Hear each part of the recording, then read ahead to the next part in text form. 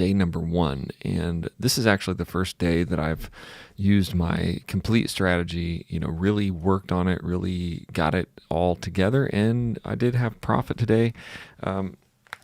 It's true that you can blow futures accounts pretty easy. I thought, coming from binary options, that I was just gonna, walk in the park, just make a bunch of money, hit the button, get in, get out, and that is absolutely not true. So, you can check in the link in the description of this video for the Music City Trader Tribe. I'm only going to be focusing on futures for the next year or so here, probably, as Todd is working on our binary plan. And so I've kind of tightened up my things, and I'm going to be working on emotions and my strategy. So it's $150 profit today.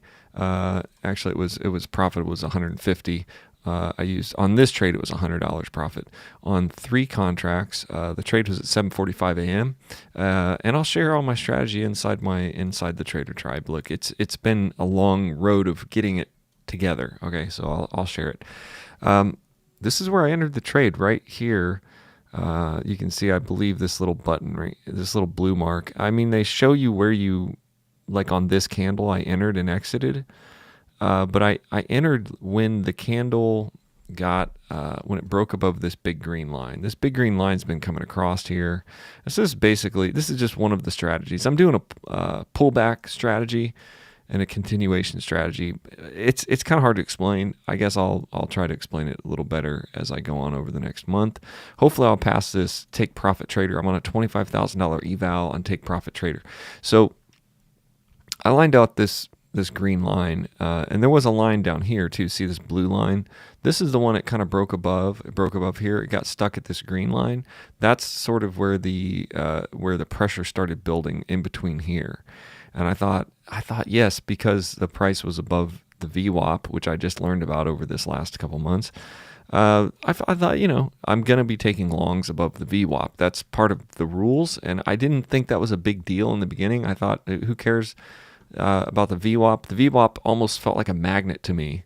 Like you can see that the price goes up, and then it wants to go back to the VWAP. Well, it goes through it, then it gets down here, then it wants to go up to the VWAP. So I kind of saw the VWAP as a moving average, kind of the way I used to see it, where it would go to it and bounce off of it, or it would go away from it and get pulled back to it. And that is kind of true. That's why you see these VWAP lines here, the different levels. I guess this is the 1 deviation. This is the 2, a 3, I think. I'm not even sure, to be honest with you. I'm going to delete these lines because I really just want to see the middle VWAP. I want to know, am I above the VWAP? Are buyers in control, or am I below it? And that's where I'm going to do. I really have been learning from Flex Futures, and I use this Sniper Trader indicator. So if you want that link, just comment. I'll send you a link to it. It's where you see these red and blue zones. This is what really changed it for me, because I was really not doing great the first month. I was just kind of guessing, and I was not really aware. You see these big jumps from here to here, and like I would look back, and it just didn't look anything like a chart that I would be used to for binary options. I mean, it seems like binary options, I hate to say it, but it seems like it moves a lot easier. It just kind of moves and goes, and this future stuff is like all over the place, is what I felt like. Now I'm starting to understand the structure and the days and the times. That's probably the hardest part. With binary, I mean, I could literally just trade OTC anytime I wanted to. I could jump in, find a pattern, see something set up, and start guessing. And, I could do pretty good doing that. But because I'm such an impulsive, emotional trader, it was really, I think, the wrong platform for me. So, anyway, it's all over the place. It kind of looks like it's all over the place. But there was this moment here in my strategy where I'm looking at this early morning time frame. And we'll go into the 5-minute, because that's where I really like to be. You can see this 5-minute range was starting all night, and then it was going into the morning. Okay, so it really isn't as random as I thought it was in the beginning. It's got this sort of thing, and then I built my lines, and I watched the entry sniper indicator for liquidity and kind of stuff like that. It gives me a sort of an overall view of where this could end up going, but I'm also trusting the position of the VWAP and also the pressure building on this line. So when I entered this trade, it broke out, this candle broke out, okay? And I won a few trades in here. I probably shouldn't have been trading in here, but I was never really in the negative. I had won about $50 just sniping these quick little jumps. But I knew I was kind of trading in the middle of the range right here. I knew that this was sort of like, not the best place to trade. I was trading some bounces. Again, I just knew this was sort of a time where it could go either way. So it really was interesting today because as soon as it broke over this green line, which I'd been watching from over here, and I'd been watching it and thinking like right in here, you could go either way. It even jumped down here. It kept jumping down, but I drew this blue line because this was sort of like a trend line. It looks like, to be honest, where the chart's going today, it's 8:48, which is about 15 minutes after the open. It's gonna create some craziness here. I think this is a retest of this level, but this level's been there for a long time. Look at that retest there, and is it going to tank down? I don't know. I'm not even trading anymore, so I'm not worried about it. This is sort of outside of my trading time because I'm going to be trading from about 6:30 a.m. Central till about 7:30 a.m. Central. Maybe, I'm going to start looking at it a little bit early. But this is kind of scary because this looks like a real down push.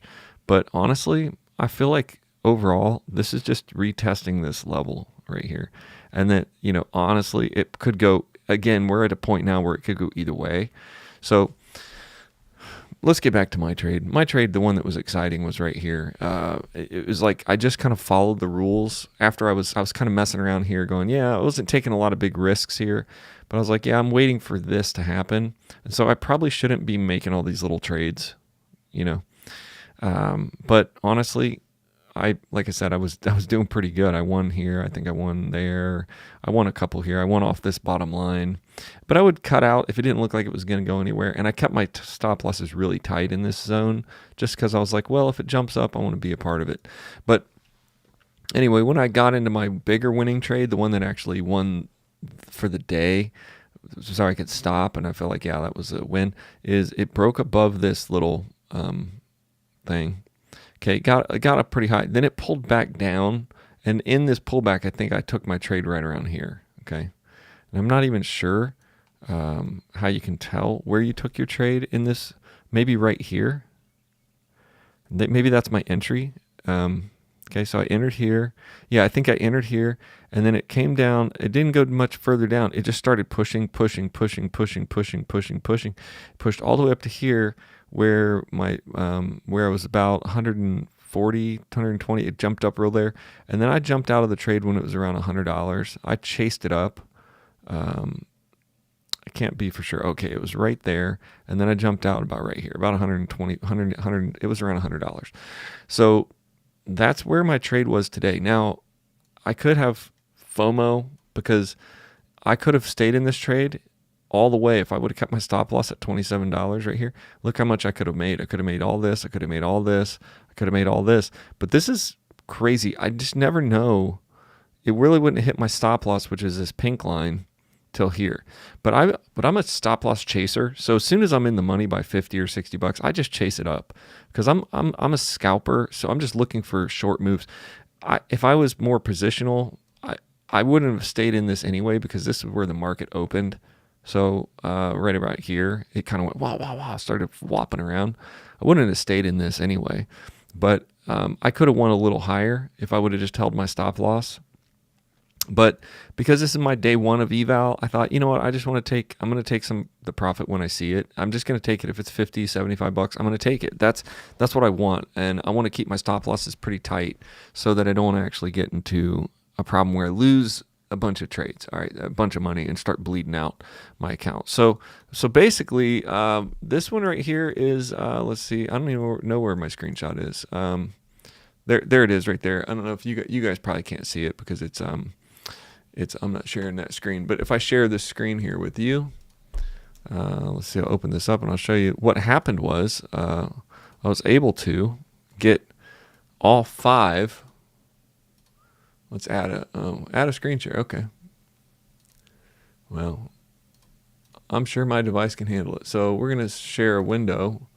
We're going to share an entire screen here. Screen one. Yeah, this should be it. And you can see this now. This is my profit and loss for today because I did this in 5 accounts. 1, 2, 3, 4, 5. So my total profit was 155, but in 5 accounts. So that's actually, what is that? 1, 2, 3, 4, 500, $750. Obviously I'm an eval, so I'm not going to be like, woohoo, but I am woohooing the fact that I'm up. I only have to make 1,500 to pass this eval. Okay. So I've already made, what we can call $150 for the eval. Now, I'm just going to keep watching structure. I'm going to be done trading for today. I'm going to do the same exact thing tomorrow. I'm trading this see, I think this day is probably going to trend up, and I'll just kind of watch it because I need to keep learning about how these charts move and what they do at certain levels. But also, I took my profit right there from that candle right there, and I just waited.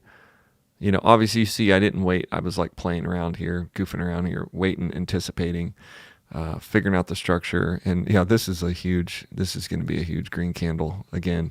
This is the kind of stuff I think where you could really win if you really follow the strategy and also the timing. That's probably the most important thing for me right now in futures trading is the timing. You can't, the charts move different at different parts of the day, and it's not random. So it's not a random thing. I mean, yeah, you could have random moves doing stuff, but you know that you can rely on some of the market structure and some of the timing structure of how the market moves in the morning, how it moves in the afternoon, and that's what I've been studying. So if you want to learn along with me, or just hang out in the community, go to MusicCityTrader.com. You can join very cheaply into the Music City Trader tribe, and it's just a place to hang out. And actually, I think it's going to get awesome because I'm going to pass these evals. I'm going to upload all of my strategy documents. I'm going to actually show how I set this whole thing up because this whole thing took forever to set up. This took me about 2 weeks of just me and ChatGPT hanging out. So I may make a short guide, or at least a step-by-step guide on how I set up my my futures account and trading and copying, because all these tools have to work together. I mean, it was a learning curve for me, and I'm sure it would be for anybody that just jumped in. Huge learning curve. But now I'm ready to do this. I'm ready to pass an eval. I've gotten so close a couple times and just goofed around and messed them up. But I've gotten like practically past 2 of them already. And then just one day I was just goofing around and hit the wrong button, et cetera, et cetera. So I'll share more about that maybe in the future. But this looks like this could create another high and go all the way up here. But it's what it is. It's what it is. All right, guys. Thanks for watching.